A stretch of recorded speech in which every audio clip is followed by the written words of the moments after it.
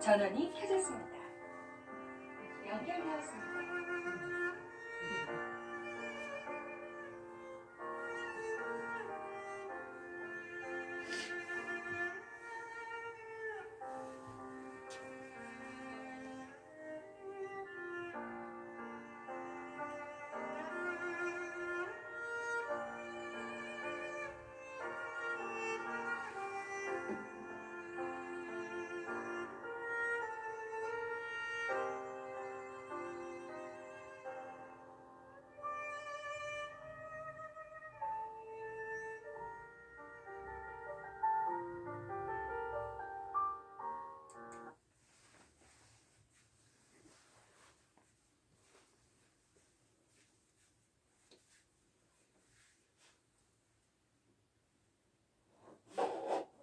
오늘 하나님 말씀은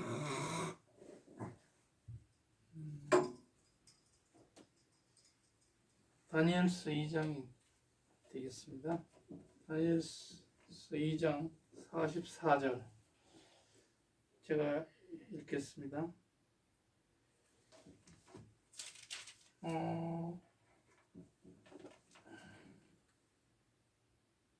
이 열왕의 때에 하늘의 하나님이 한 나라를 세우시리니 이것은 영원히 망하지도 아니할 것이요 그 국권이 다른 백성에게 돌아가지도 아니할 것이요 도리어 이 모든 나라를 쳐서 멸하고 영원히 설 것이라.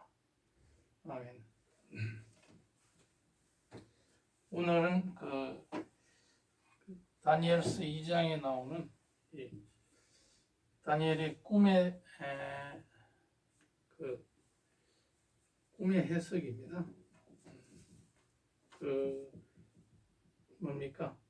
느부갓네살 왕의 신상에 대한 금신상의 꿈을 해석하는 그 과정에 하나님 나라를 이야기하는 그런 장면이 되겠습니다. 그래서 오늘 설교 제목은 다니엘이 본 하나님 나라 이런 말씀으로 설교 말씀드리겠습니다. 다니엘서 2장은 그러니까 어떤 그 당시에 BC 587년도에 이스라엘이 멸망하고 바벨론으로 이제 끌려갔는데 그 바벨론에 가가지고 거기 느부갓네살 왕이 꿈을 꿨는데 그것을 꿈을 해석하라 하는 명령이 떨어졌기 때문에 다니엘은 굉장히 소년 때 끌려가가지고 거기서 교육을 잘 받다가 보니까 어떤 젊은 나이에 재상이 됐습니다. 국무총리격이 됐습니다. 그만큼 거기서 책임 있는 위치에 올랐던 것입니다. 그런데 이제 그러다 보니까 왕이 꿈을 해석하라 그런 명령이 떨어졌습니다. 그런 과정에 그 꿈을 해석하면서 이 하나님 나라에 대한 예언을 하게 됩니다. 근데 이제 지금 교회 시대에는 바로 하나님 나라에 우리는 살고 있습니다. 교회 시대가 바로 하나님 나라, 교회 안에 바로 하나님의 나라의 모형이 되겠습니다. 하나님 왕국의 모형이 되겠습니다. 그런데 이제 우리가 생각하기를 세상이 이렇게 살기 힘든데 무슨 하나님 나라가 이렇게 힘드냐 이렇게 생각할 수 있을 겁니다. 그런데 교회 안에 들어가면 그래도 성령님이 임재하고 계시면서 마음의 위로와 평안을 느낄 수 있을 겁니다. 그것이 바로 어떻게 보면 하나님 나라다 이렇게 말할 수가 있겠고, 또 가톨릭에서는 이 교회 시대가 바로 하나님 나라다. 그러니까 세속적인 것도 다 하나님 나라에 포섭되어 있다. 이렇게 이제 말하고 있습니다. 그만큼 그런데 이제 예수님이 오시고 나서는 이제 계속 하나님 나라에 우리가 모형이든 어쨌든 하나님 나라에 살고 있는 그런 시기인데, 왜냐하면 예수님이 그 1세기에 와가지고 뭐라고 했냐면은 그 마가복음 1장 15절에 보면 그 하나님 나라가 가까이 왔다. 복음을 믿고 회개하고 복음을 믿어라 이렇게 얘기하면서 바로 하나님 나라의 복음을 전파하기 시작했습니다. 그래서 언젠가는 예수님이 다시 오실 때, 재림하실 때, 그때는 하나님 나라의 그 완성된 모습, 하나님 왕국이 이 땅에 펼쳐질 것이다. 그것을 우리는 기다리고 있습니다만은, 그런데 구약에서는 어떤 그 아브라함 때부터 계속해서 언약의 연장선으로 언약 백성을 불러서 그 언약이 계속해서 주어졌습니다. 아브라함 언약, 다음에 야곱 언약, 또 다윗 언약, 이런 노아 언약, 이런 식으로 계속해서 언약이 주어졌습니다. 그것이 바로 하나님 나라가 이루어질 것이라고 하는 것. 하나님 나라의 백성이 또 그 영토가 또 그 하나님의 주권이 그렇게 형성이 되면서 계속해서 이 하나님 나라가 이루어질 것인데, 결국에 가서는 예수 그리스도가 예수 그리스도를 하나님이 보내셔가지고 모든 마귀 사탄을 물리치고 하나님 나라를 이 땅에 굳건히 세우는데, 그 성령님을 보내서 교회가 바로 예수님이 부활 성천하고 나서는 교회 안에 성령의 통치로 인해서 하나님 나라가 이루어져 가고 있는 그런 상황인데, 그것을 벌써 다니엘 때부터 다니엘은 그것을 예언을 했습니다. 꿈을 통해서 예언을 했던 겁니다. 그런데 그 느부갓네살이라고 하는 그 페르시아가 아니고 그 페르시아 전신인 그 지금의 이라크, 그 이라크 땅에 이 페르시아가 되기 전에 이 바벨론 왕국이 이 금신상이 이 바벨론 느부갓네살 왕이 꿈을 꾸었는데, 그 금신상의 금머리는 바로 바벨론이다, 느부갓네살 왕이다, 그렇게 꿈의 해석을 합니다. 그 다음에 그 밑에 은이 있습니다. 그것은 메데바사, 지금 페르시아, 이란이 되겠고, 그 다음에 그 밑에는 노수로 된 것인데, 그것은 알렉산더가 나와가지고 그리스 제국을 형성했던 그것을 얘기하고, 그 밑에는 다리가 이제 쇠하고 또 진흙을 섞은 그런 다리를 말하면서 그것은 로마 제국이다. 그 다음에 나오는 것이 바로 돌의 나라다.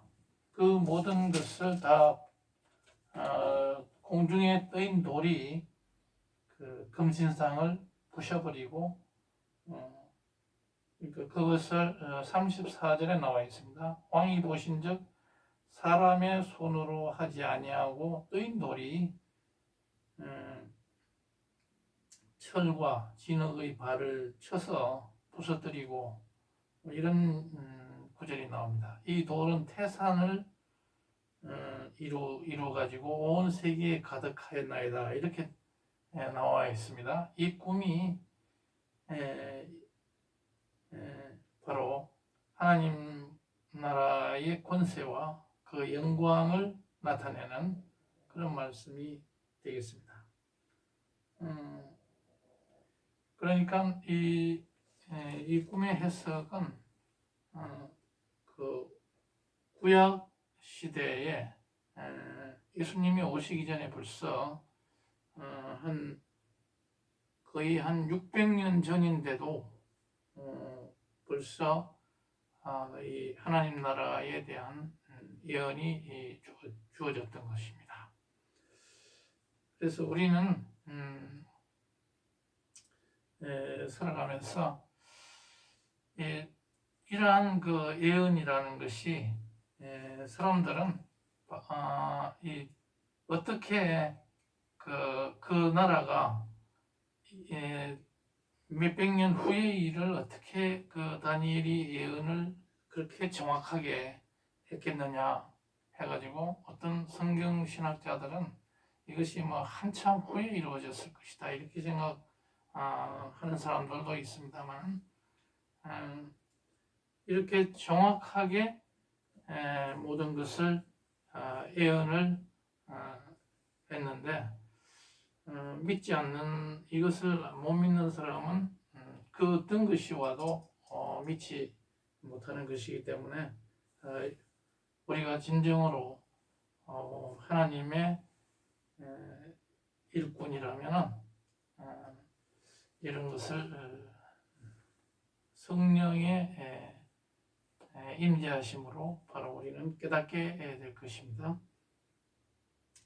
다니엘 2장은 그래서 왕의 꿈을 해석을 하는 그런 장인데 여기서 통해서 우리가 하나님 나라가 이미 그때부터 예언이 됐고 또 우리가 성경 전체를 통해서 하나님 나라가 여러 가지 모양의 그 언약의 형태로 예언이 되어 왔다 하는 것이 되겠습니다.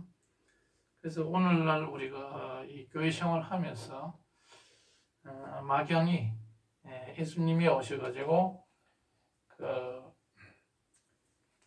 하나님 나라가 가까이 왔다, 회개하고 복음을 믿어라 이런 말씀이 나온 것이 우연이 아니다. 미리서 예언이 됐던 것이다. 이렇게 말씀드릴 수 있겠고 마태복음 4장에 보면 마가복음 1장 15절에서 그 하나님 나라가 가까이 왔다. 이것을 예수님이 말씀하셨고 또 마태복음에서도 마태복음 4장 17절 거기에도 보면 예수께서 이때부터 예수께서 비로소 그 전파에 가랐을 때 회개하라 천국이 가까이 왔느니라 하시더라. 예수님이 사역을 시작하면서 바로 하나님 나라가 가까이 왔다. 회개하고 복음을 믿어라 이렇게 했던 겁니다. 누가복음 4장 18절에도 보면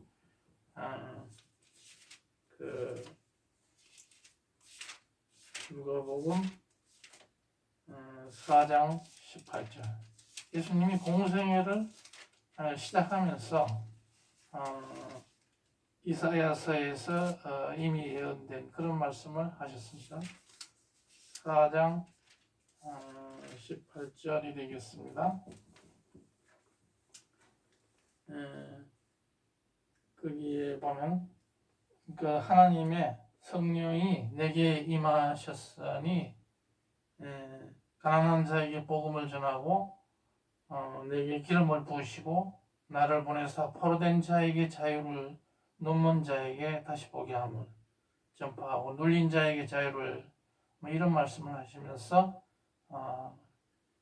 하나님 예수님의 사명 선언을 하시면서